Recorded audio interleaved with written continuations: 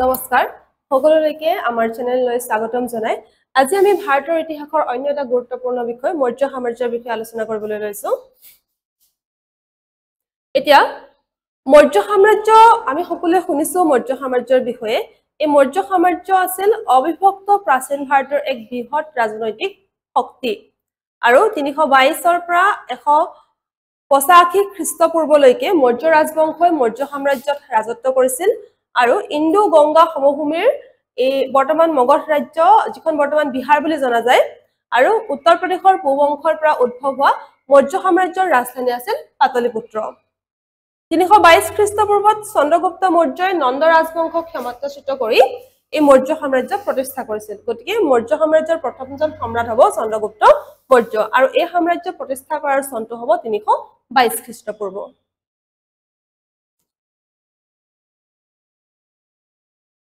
এতিয়া 322 ৰ পৰা 312 খ্ৰীষ্টপূৰ্বলৈকে মৌৰ্য সাম্ৰাজ্যৰ ভাৰতবৰ্ষৰ সমগ্ৰ উত্তৰ পশ্চিম অংশলৈ বিস্তৃতি লাভ কৰিছিল আৰু ইয়াৰ পিছত চন্দ্ৰগুপ্ত মৌৰ্যই আলেকজেণ্ডাৰৰ মেচিডনিয়ান সেনানায়ক সেলুকছক তেওঁ পৰাভূত কৰি সিন্ধু নদীৰ পশ্চিমলৈ এই সাম্ৰাজ্য বিস্তাৰিত কৰে এখন হৈছে প্ৰাচীন মৌৰ্য সাম্ৰাজ্যৰ এখন মানচিত্ৰ ইয়াত আমি দেখা পাওঁ পাটলিপুত্ৰৰ পৰা একেবাৰে আমি পিছত আমি পাম যে আফগানিস্তানৰ হিমালয়কে সাম্ৰাজ্য বিস্তৃত হৈ আছিল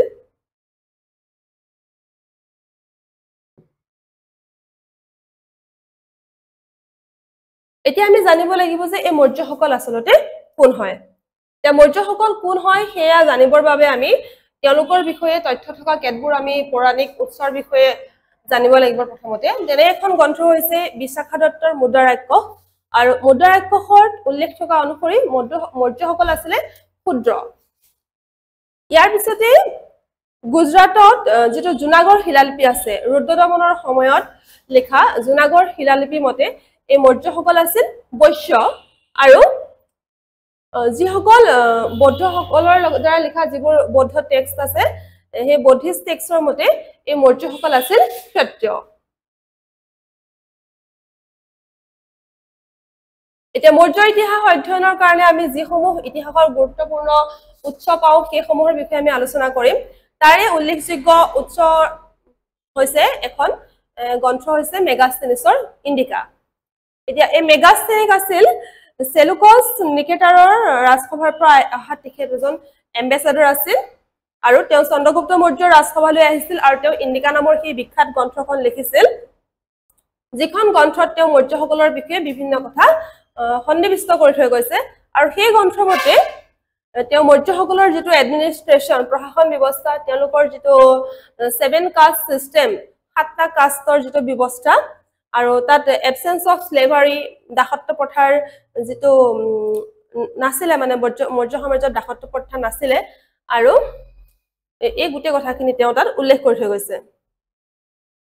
ইয়াৰ পিছতে আছে বিশাখা দত্তৰ মুদ্ৰাৰাক্ষ নামৰ এখন গ্ৰন্থ এই গ্ৰন্থখনৰ মতে বিশাখা দত্তই কৈছে যে চন্দ্ৰগুপ্ত মৌৰ্যৰ জীৱনত চাণক্যৰ যি ভূমিকা সেই ভূমিকাৰ বিষয়ে তেওঁ তাত উল্লেখ কৰিছে আৰু কেনেকে ধৰণে চাণক্যৰ সহায়ত চন্দ্ৰগুপ্ত মৌৰ্যই ধনানন্দক পৰাস্ত কৰি মৌৰ্য সাম্ৰাজ্য প্ৰতিষ্ঠা কৰিছিল এই গুটি বস্তুবিলাকৰ বিষয়ে বিশদভাৱত বৰ্ণনা কৰা আছে ইয়াৰ পিছতে মৌৰ্য সাম্ৰাজ্যৰ ইতিহাস অধ্যয়নৰ সকলোতকৈ গুৰুত্বপূৰ্ণ যিখন গ্ৰন্থ হৈছে সেইখন হৈছে কৌটিল্যৰ অৰ্থশাস্ত্ৰ এতিয়া এই গ্ৰন্থখনত অৰ্থশাস্ত্ৰ এই অৰ্থশাস্ত্ৰৰ অৰ্থ হৈছে the science of material gain আৰু এই গ্ৰন্থখন ভাৰতৰ প্ৰাচীন গ্ৰন্থসমূহৰ ভিতৰত সকলোতকৈ এখন গুৰুত্বপূৰ্ণ গ্ৰন্থ যিখন প্ৰশাসনৰ লগত জড়িত যিখন ৰাজনীতিৰ লগত জড়িত এজন ৰজাই কেনেকে ধৰণে শাসন কৰিব লাগে আৰু ৰাজ্যৰ ইকনমিক কন্ডিশন কেনেকে ধৰণে ভাল কৰি ৰাখিব লাগে এই গুটেই কথাবিলাক মৌৰ্য সাম্ৰাজ্যৰ পটভূমিত কৌটিল্যই তেওঁৰ অৰ্থশাস্ত্ৰ গ্ৰন্থখনত লিখি থৈ গৈছে ইয়াৰ পিছত আমি এডিক্টছ বিলাকৰ কথা চাব পাৰো যিবিলাক অফিচিয়েল অৰ্ডাৰ আছিল মৌৰ্য ৰজা অশোকে যিবিলাক অফিচিয়েল অৰ্ডাৰ তেওঁ শিলত লিখিছিলে তাৰ ভিতৰত 14 মেজৰ ৰক এডিক্টছ বাই অশোক 14টা মেজৰ তেনেকুৱা ৰক এডিক্টছ পোৱা গৈছে যিবিলাকত ধৰ্মৰ নীতিসমূহ বৰ্ণনা কৰা হৈছে তেনেকে ধৰণে বিভিন্ন ধৰণৰ ৰক এডিক্সত তেওঁলোকে বিভিন্ন ধৰণৰ ঠাইত উদ্ধাৰ হোৱা ৰক এডিক্স বিলাকত বৌদ্ধ ধৰ্মৰ বিষয়ে বিভিন্ন ধৰণৰ নীতিসমূহ বা ধৰ্মৰ কথাসমূহ তেওঁ বৰ্ণনা কৰি থৈ গৈছে তেনেকে ধৰণে কিছুমান মাইনৰ ৰক এডিক্স যিবিলাকত সামাৰী অফ মৌৰ্য এম্পায়াৰটো আমি দেখা পাওঁ মৌৰ্য সাম্ৰাজ্যৰ যিটো সামাৰী হয় তেওঁলোকৰ সাম্ৰাজ্যৰ বিষয়ে মানে আমি তথ্য লাভ কৰো তাৰ লগতে কিছুমান পিলাৰ স্তম্ভ পোৱা গৈছে যেনে হাসিৰ যিটো স্তম্ভ আছে সেই স্তম্ভ আমি পাইছো কিছুমান গুহাত আমি তাৰ তথ্য লাভ কৰো যেনে বিহাৰৰ বাৰাবাৰ গুহাত আমি মৌৰ্যসকলৰ বিষয়ে বিভিন্ন তথ্য লাভ কৰো এতিয়া মৌৰ্য সাম্ৰাজ্যৰ বিষয়ে আমি যেতিয়া আলোচনা কৰিম তেতিয়া ইতিহাসৰ এটা প্ৰখ্যাত চৰিত্ৰ কৌটিল্য তেখেতৰ বিষয়ে আমি সদায় আলোচনা কৰিব লাগিব সেই কৌটিল্যকে আমি চাণক্য বা বিষ্ণুগুপ্ত নামেৰেও জানিব পাৰো এতিয়া কৌটিল্য আছিল এজন ইণ্ডিয়ান পলিটিক্যাল সায়েন্টিষ্ট এণ্ড ইকনমিষ্ট তেওঁ ৰাজনীতিৰ বিশেষজ্ঞ আছিল ৰাজনীতি বিজ্ঞানী আছিল আৰু তাৰ লগতে তেওঁ এজন ইকনমিষ্ট আছিল আৰু তেওঁ যিখন মহান গ্ৰন্থ লিখি থৈ গৈছিল সেই গ্ৰন্থখনৰ নাম আছিল অৰ্থশাস্ত্ৰ আৰু তাত তেওঁ উল্লেখ কৰিছিল এখন সাম্ৰাজ্য কেনেকে ধৰণে পৰিচালনা কৰিব লাগে আৰু আমি ইতিহাসৰ তথ্যমতে আমি এইটো কথা জানিব পাৰো যে প্ৰথমতে তেওঁ তেখেতে এই তথ্যসমূহ লৈ ধনানন্দৰ ওচৰলৈ গৈছিল কিন্তু ধনানন্দৰ দ্বাৰা প্ৰত্যাখ্যাত হোৱাৰ পিছতহে তেখেতে চন্দ্ৰগুপ্ত মৌৰ্যক লগত লৈ এই বিশাল মৌৰ্য সাম্ৰাজ্যখন স্থাপন কৰিছিল এতিয়া এই চাণক্য বা কৌটিল্যকে পাশ্চাত্যৰ প্ৰখ্যাত চিন্তাবিদ মেকিয়াভেলিৰ লগত তুলনা কৰা হয় এতিয়া আমি মৌৰ্য সাম্ৰাজ্যৰ যিসকল সম্ৰাট তেখেতসকলৰ বিষয়ে আলোচনা কৰিম এতিয়া মৌৰ্য সাম্ৰাজ্যৰ প্ৰথমজন সম্ৰাট আছিল চন্দ্ৰগুপ্ত মৌৰ্য তেখেতৰ শাসনকাল আছিল 322 খ্ৰীষ্টপূৰ্বৰ পৰা 298 খ্ৰীষ্টপূৰ্বলৈকে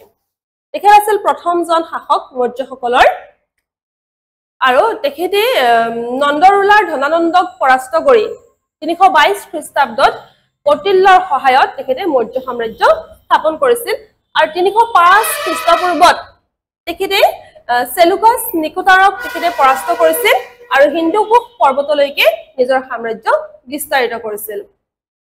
ইয়াৰ পিছতে আমি ইতিহাসত এই তথ্য লাভ কৰিবলৈ পাওঁ যে চন্দ্ৰগুপ্ত মৌৰ্য আৰু সেলুকাছ নিকোটাৰৰ কন্যা হেলেনাৰ মাজত বিবাহ সম্পন্ন হৈছিল ইয়াৰ পিছতে আমি এটা কথা জানিব পাৰো যে মেগাস্থেনিছ আছিল এজন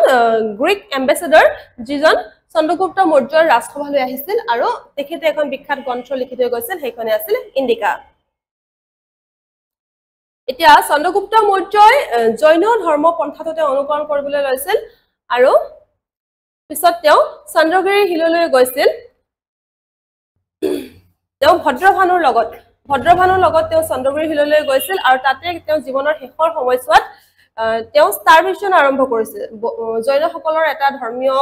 এটা তেওঁলোকৰ ৰীতি হয় যে তেনেকে ধৰণে তেওঁলোকে ক্ৰমান্বয়ে কম পৰিমাণৰ খাদ্য গ্ৰহণ কৰি ষ্টাৰভেশ্যনৰ জৰিয়তে তেওঁলোকে নিজকে মৃত্যুৰ দিশলৈ লৈ যায় এতিয়া চন্দ্ৰগুপ্ত মৌৰ্যই জীৱনৰ শেষৰ কালছোৱাত তেওঁ তেনেকে ধৰণে ভদ্ৰভানুৰ লগত গৈ পেলানি চন্দ্ৰগিৰি পৰ্বতৰ ওপৰত গৈ তেওঁ মৃত্যু লাভ কৰিছিল এতিয়া এই চন্দ্ৰগুপ্ত মৌৰ্যৰ সময়ছোৱাতে গোটেই যেটো উত্তৰ ভাৰতৰ গোটেই যেটো অংশ আছিল ভাৰতৰ উত্তৰৰ যেটো অংশ সেই গোটেই অংশটো প্ৰথমবাৰৰ ভাবে কেন্দ্ৰীয় ভাবে এটা শক্তিৰ অধীনলৈ শাসনৰ অধীনলৈ আহিছিল এই আছিল প্ৰথমজন সম্ৰাট চন্দ্ৰগুপ্ত মৌৰ্য ইয়াৰ পিছত আমি মৌৰ্য সাম্ৰাজ্যৰ দ্বিতীয়জন সম্ৰাট বিন্দুসাৰৰ বিষয়ে আলোচনা কৰিম তেখেতৰ শাসনকাল আছিল 298 খ্ৰীষ্টপূৰ্বৰ পৰা 273 খ্ৰীষ্টপূৰ্ব এই বিন্দুসাৰ চন্দ্ৰগুপ্ত মৌৰ্যৰ পুত্ৰ আছিল আৰু তেখেতক আমি অন্য নামেৰে জনা যাও যেনে অমৃতঘটা বা অমৃতশেষ ইয়াৰ অৰ্থ হৈছে কিলাৰ অফ এনিমি যি শত্ৰুক নাশ কৰে এতিয়া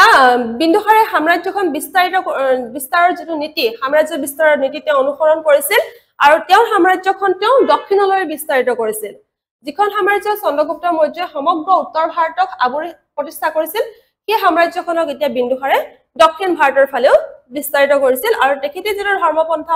অনুসৰণ কৰিছিল হেতু আছিল অভিজিকা সেক্ট এতিয়া বিন্দুসাৰৰ লগত জড়িত এটা